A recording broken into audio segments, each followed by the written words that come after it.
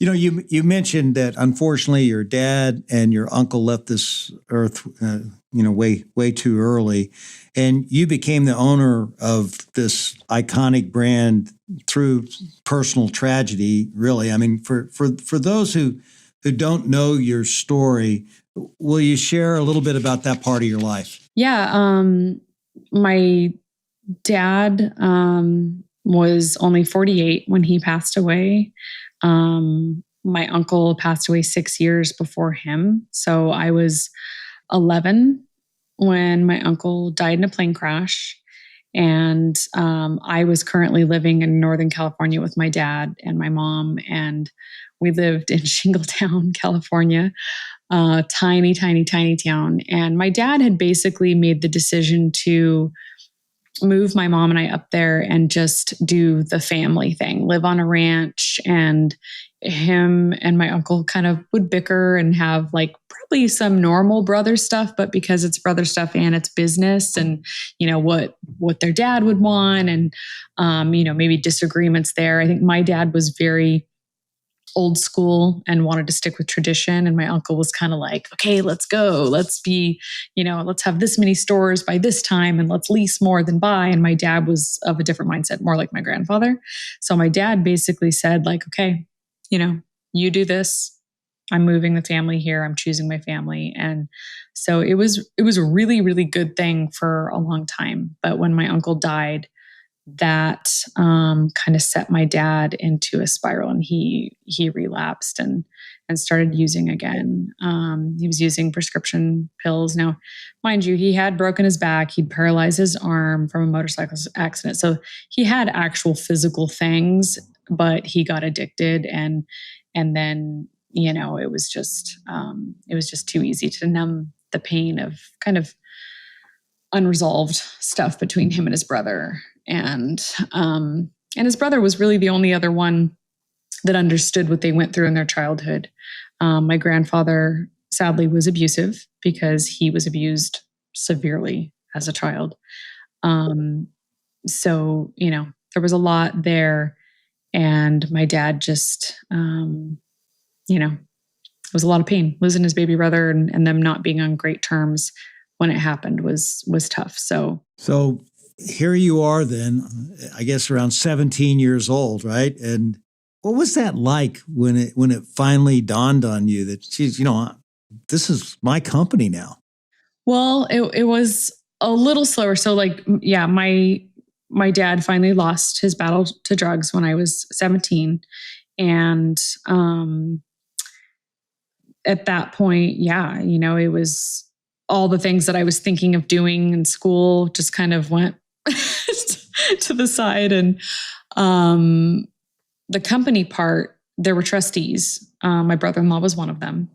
And it was really kind of baby steps into it, honestly. I moved down south. My grandma was still alive. So I worked in donations and would try to procure donations for the foundation. So for the charity stuff we did. And and then I went back into the store because I worked in the store when I was 17 as well, up in Redding. And so I was trying to learn all the things in the store. And then, it was in 2006 that my grandmother died. And at that point I was pregnant with twins, and they asked me, they're like, do you want to do this? And I'm thinking, well, my uncle was 24 when my grandpa died and he took over, but I'm like, I am about to have my first kids, not one, but two at a time. So I'm like, no, this is not the time. So I waited actually. And, I waited till 2010. And so 2010, now you're talking about the increments of how much ownership there was and all of that. But by that point, I had already managed our merchandise and catalog department, which was kind of like a little business within the business with all of our merchandise and our store that sold merch. So that was actually really fun. I did that for a couple of years. And then I went and worked in almost every single department of the company, which was really, really fun.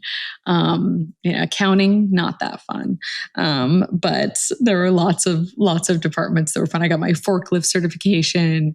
I did drywall with the carpentry department and the graveyard shift. Like I did a lot of really fun stuff and got to meet people that worked for the company for a long time. So it was a special season for sure. And of course, went back into the stores again and made sure to cover all the positions that I hadn't worked. And yeah.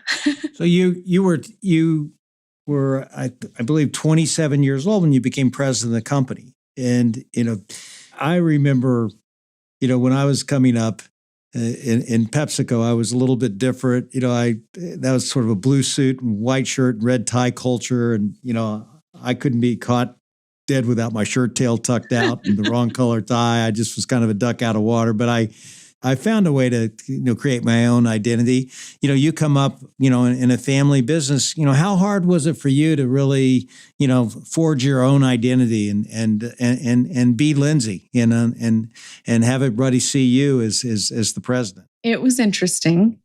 I'm not very tall. I'm blonde.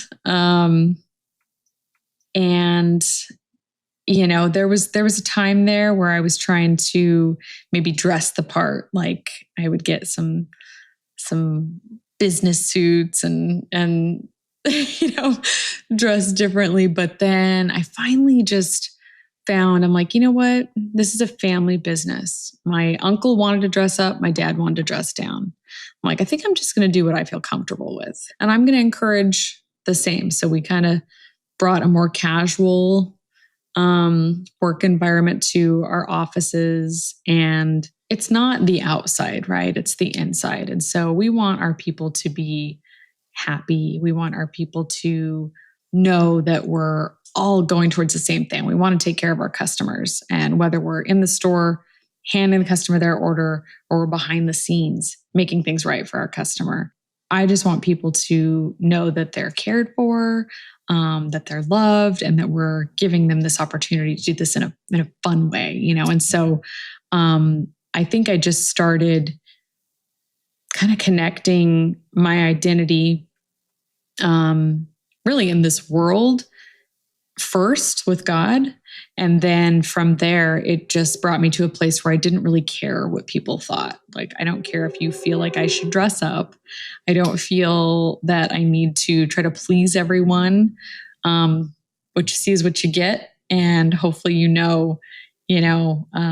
what I'm about, and that I really love people and want to hold things to a standard that my family would be proud.